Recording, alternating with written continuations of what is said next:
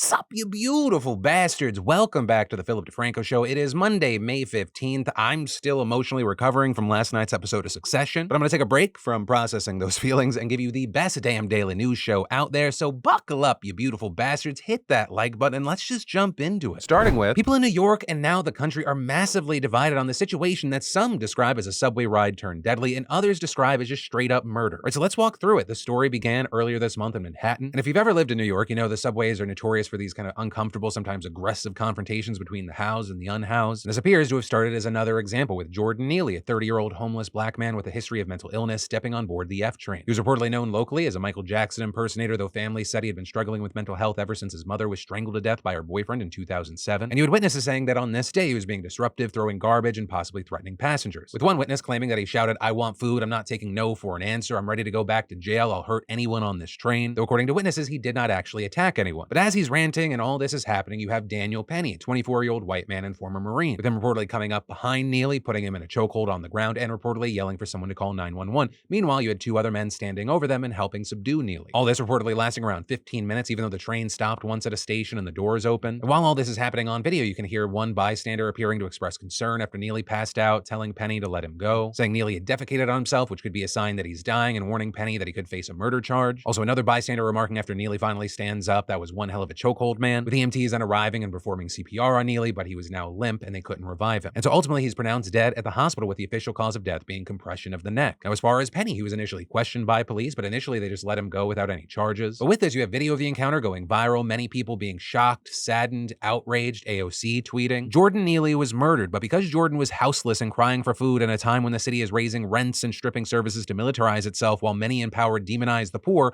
the murderer gets protected with passive headlines and no charges." But with this, you also saw a ton of people coming to Penny's defense, saying that he's a hero and that people like AOC are just villainizing him, and their general argument being that he was just trying to defend himself and the other passengers from Neely and he didn't intend to kill him. With some later pointing out Neely's criminal record, which included 42 arrests for things like, yes, evading fares and theft, but also assault. But at the same time, you have those on the other side countering that his past crimes are not relevant here, or saying Penny couldn't have known any of that at the time, and arguing further that Neely posed no real threat and that Penny overreacted to something New Yorkers see on the subway every day. And also saying that as a Marine, he arguably should have known that the so-called blood choke, that takes as little as 8 seconds to cut off blood and oxygen to the brain, at least when done properly. And so this debate's been raging online nonstop this entire month, people even protesting for Neely. But then, on Friday, it moved from just the court of public opinion to actual court. Because on Friday, 11 days after the killing, Penny surrendered to police for a second-degree manslaughter charge, which carries up to a 15-year sentence, leading to cheers for Neely's advocates, but also a rush of people to support Penny, with an online defense fund to cover his legal costs, raising more than $2 million as of recording this video. Though notably, according to the website, any extra money will be donated to a mental health advocacy group in New York City. Now, as far as what Penny has said, he's actually not spoken publicly yet, though we know he has pled not guilty. And so for now, we're gonna have to wait to see how all this plays out. But I've got to ask you, what are your thoughts here? What camp are you landed in and why? And then, the only thing this Mormon's blowing before marriage is a whistle. Because David Nielsen, who managed the Church of Jesus Christ of Latter-day Saints investment arm for 9 years, went on 60 Minutes yesterday. I thought I was going to work for a charity, and the funds were never used for that. It was really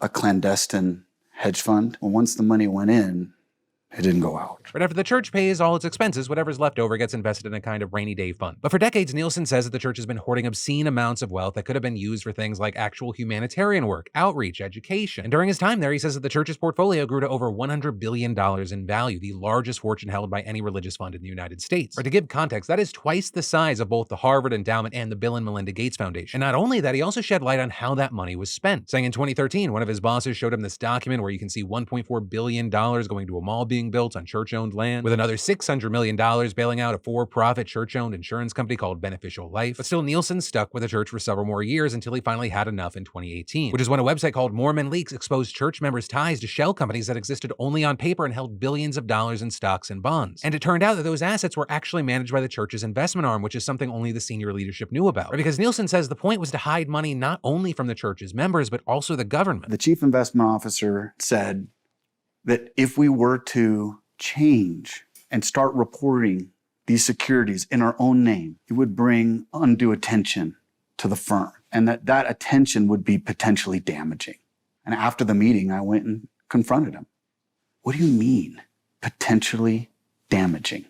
And he said, Dave, we're going to lose our tax-exempt status. So in February, the SEC alleged that the church failed to disclose accurate financial records to authorities, finding that they hid $32 billion in securities over nearly 20 years and created 13 shell companies, with the agency then slapping it and its investment arm with a $5 million fine. Which again, when a punishment is a fine, that is not a fine, that is a fee. That's just the cost of doing business, a little ding on the balance sheet, a law that only exists to keep down the normies. And then, in entertainment news, KSI cheated. Or at least that's what Joe Fournier and others are saying after KSI knocked him out during their exhibition fight over the weekend. Because Joe and KSI were the main event of Misfits Boxing 007. KSI winning with a knockout in the second round, though that knockout has become very, very controversial. And that's because there are accusations that KSI hit Joe with an illegal elbow. And after the match, you had Fournier speaking on it. They cheated, clear in black and white. You've all seen the replays. It's gone viral. It's all over the world. He hit me with a clean elbow, and the ref was right there, watched it. Obviously, the guy owns a promoter. When you're fighting the promoter on his own show, I've never been cheated like that in my life. With that, referencing the fact that KSI is a co-founder of Misfits, which threw the event. Joe, of course, wasn't the only one who called foul here. You had the likes of Jake Paul chiming in, saying, I respect boxing too much to respect what that was, and adding, if that was indeed a real boxing match, it will be ruled a no contest or disqualification. And online, you had a lot of people agreeing, saying whether it was an accident or not, that should have gotten KSI disqualified. And as far as what KSI had to say, right after the fight, he told reporters after the match, honestly, it was so false, I didn't even think that I hit him with elbow. And then later celebrating the victory on Twitter, saying, outboxed and outclassed in every department. Also teasing a fight with Tommy Fury and giving shoutouts to his team, fans, and Misfits. And that seemed to roll out the red carpet for the backlash. And in addition to that, you had Fournier continuing to call him out, sharing headlines critical of KSI on Instagram, and adding, cheaters will never prosper. Such a bad example for the youth in the sport of boxing. I have faith that the organizers won't allow any type of clear cheating, corruption, or bias to take place in front of millions of people and jeopardize the sport or the integrity of their organization. And adding, I will be appealing this first thing Monday morning. And today, TMZ broke the news that he has in fact officially appealed, meaning that reps for both he and KSI can go before the board to make their case about whether or not the knockout should hold up. With all this leading to KSI addressing the situation on Twitter, writing that his victory was inevitable but is unfortunately tarnished. And adding, after landing my overhand, he was pretty much out on his feet and I went for a short right hook as Joe clinched me and fell into me. I landed that hook and my glove made contact but appears to have been followed by unintentional contact with my forearm. I'm gutted that it's not as clean a win as I wanted and it feels like it diminishes my hard work with my trainers. Sorry to all the fans disappointed with it. No one is more so than me. But with all that, what are your thoughts on the situation, the win, the appeal? What do you think should happen? I'd love to hear from you in those comments down below. And then, for any of you focused on getting your business off the ground, creating a place to share your homemade goods, new favorite hobby, current obsession, or even a personal blog to get all those thoughts out of your head, I've got a great solution for you thanks to the fantastic sponsor of today's show, Squarespace. You know, I've been partnering with Squarespace for years now, and I have to say, it's just so easy. There's nothing to ever install, patch, or upgrade. And creating a beautiful website with Squarespace's all-in platform has never been so simple. It's incredibly intuitive and easy to use. Plus, with their mobile-optimized websites, your content automatically adjusts so it looks great on any device. Plus, with Squarespace, you get access to all their marketing tools and analytics and their award-winning customer care team via email or live chat 24/7. So go check it out, see why so many others love it, see why it's going to be right for you, and start your free trial today over at squarespace.com/Phil. And when you realize you love it, make sure you enter an offer code Phil to get 10% off your first purchase. And then, the bigger they are, the harder they fall. With Vice Media today filing for Chapter 11 bankruptcy, and it's looking like the company itself is going to be sold off in the coming months. As a group of Vice's creditors, including Fortress Investment Group, Soros Fund Management, and Monroe Capital, have agreed to purchase the company for $225 million, but notably, the New York Times says that would be covered by its existing loans to the company, with the deal being contingent on Vice not finding a higher bidder. Which, I mean, on that front, they've been pretty desperate for a buyer willing to pay around $1 billion, and so far, no one stepped forward. And y'all, I really can't undersell this. This is a devastating fall from grace for Vice. At their peak 6 years ago, they were valued at $5.7 billion, going from a niche magazine in the 90s to a digital media Goliath. But over the years, they began to falter, and they accumulated some huge debt, with court documents reportedly showing that they have an outstanding debt of more than $830 million. And their chief restructuring officer saying in the court filings, Vice relied on external funding, raising both debt and equity capital to fuel its rapid growth and to fund expenses in certain parts of its businesses. Although these fundraising efforts helped to finance Vice's growth, they ultimately led to the company being burdened by a highly leveraged and unusually complex capital structure. And so now Vice has received a loan from Fortress to maintain business as usual until it's sold out of bankruptcy, which according to a statement from Vice's CEO, the sale process will probably take somewhere between 2 and 3 months. And so we're gonna have to wait to see what happens here, but it feels like the bigger question at this time is like, who's next? Right? Because this isn't a one-off. Vice isn't alone here. We've seen a lot of big names either dying or bleeding, right? Whether it be things like Vox Media raising money at half of its 2015 valuation, to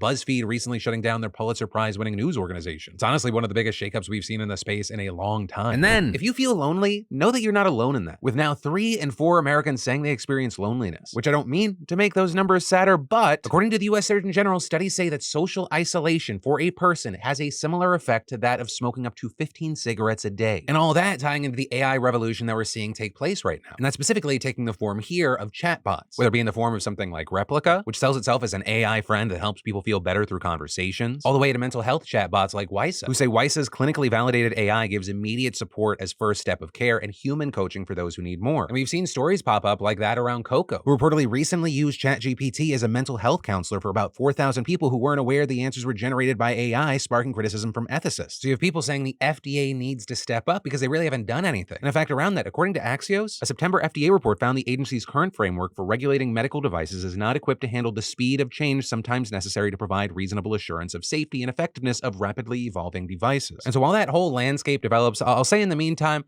talk to somebody. Apparently everyone's lonely and, shoot someone a text. And I say start there because apparently if you go up to a stranger at the wrong time, you just get shot these days. And then the TSA is now using facial recognition on you, with the TSA in 16 airports across the country implementing a facial recognition pilot program. It's where you insert your ID card into a machine, you look into a camera, you get approved, and you walk through. Thus bypassing the TSA who stares your ID and then your face while you stand there awkwardly trying to remember, oh shit, did I steal someone else's identity? Though notably, there's still an agent who signs off on the screening and there's an option to opt out of you having your photo taken. Now, notably, this hasn't taken over every line at these 16 airports as of now. But with it, the pilot program has received its fair share of criticism, including from 5 senators demanding that the TSA stop the program because, quote, increasing biometric surveillance of Americans by the government represents a risk to civil liberties and privacy rights. Others have also brought up concerns about the option to opt out, saying, hey, isn't that going to raise further suspicion on passengers who decide not to have their photo taken? Others expressing concern in the biases within the algorithm, right? Some facial recognition software has proven to have trouble identifying minorities. But one of the biggest issues people have is whether the data is going to be stored. Currently, the TSA says that it won't be outside of limited circumstances for the assessment of the program, which is then deleted after 24 months. And we've also seen the TSA saying in response to other criticism that the program is meant to increase speed and accuracy for identification. And as for the concerns about the identification of minorities, the agency says that their algorithm is of a higher quality, saying it's more accurate and that they use top-of-the-line cameras. But what are your thoughts here? Do you love it? Do you hate it? Why not? Let me know. And then I'd like to introduce you to my brand new game show, Is It Treason or a PSYOP? T or P for short. Because we got people asking that question after it was revealed that Wagner's chief allegedly offered to give Russian troop locations to Ukraine, with them in return allegedly wanting Ukraine to leave the area of Bakhmut. Which actually, speaking of that, there are reports that Ukraine has pushed Russia back from the flanks. But all this gets even juicier with reports that he's met with Ukrainian intelligence in Africa and even urged them to attack towards Crimea while Russian morale is low. Which if true, this just adds to the growing picture of the mercenary leaders' growing frustration with Russia's military leadership. Or also, who knows, maybe this is all just a way to try to get him killed. Which, just a little advice, maybe stay away from open windows and or tea. At least just for a while. Both of those seem like very dangerous things when the Russians are involved. And then we saw major political shakeups in Thailand and possibly Turkey over the weekend. Right, in Thailand, we saw the opposition parties completely dominate their military-backed opponents in the elections, with them promising to form a coalition government, though it's unclear if they'll have enough votes despite dominating in the polls. And that's because the military actually planned for this as far back as 2014 when it introduced new rules that required a massive lead in the legislature to vote in a non-military prime minister. So that made major headlines. We're gonna have to see how it played out, but honestly, the biggest news came out of Turkey, where the election revolved around Erdogan and opposition candidate Kemal Kılıçdaroğlu. Right, leading into Sunday's vote, Kemal was ahead in the polls and got an unexpected boost when another opposition candidate backed out. But also, there were accusations that Russia was attempting to meddle in the campaign to help Erdogan, presumably because Kemal has promised to strengthen ties to the West. But it also wasn't just Russia that was accused of meddling. On Friday night, Twitter announced that, quote, in response to legal process and to ensure Twitter remains available to the people of Turkey, we have taken action to restrict access to some content in Turkey today. And while some supported Twitter's decision, it also drew a massive wave of backlash, with takes popping up like the Turkish government asked Twitter to censor its opponents right before an election and Elon Musk complied. Should generate some interesting Twitter files reporting. You had Musk defending the decision, responding, did your brain fall out of your head, Iglesias? The choice is have Twitter throttled in its entirety or limit access to some tweets. Which one do you want? And again, while you had some supporting Musk and Twitter here, this pissed a lot of people off, with some, like political commentator Hassan Piker, who's also Turkish, replying, free speech means trying to help Erdogan win an election by suppressing his opposition. And Dennis Cantor, a longtime critic of Erdogan, having similar thoughts. I don't want to hear about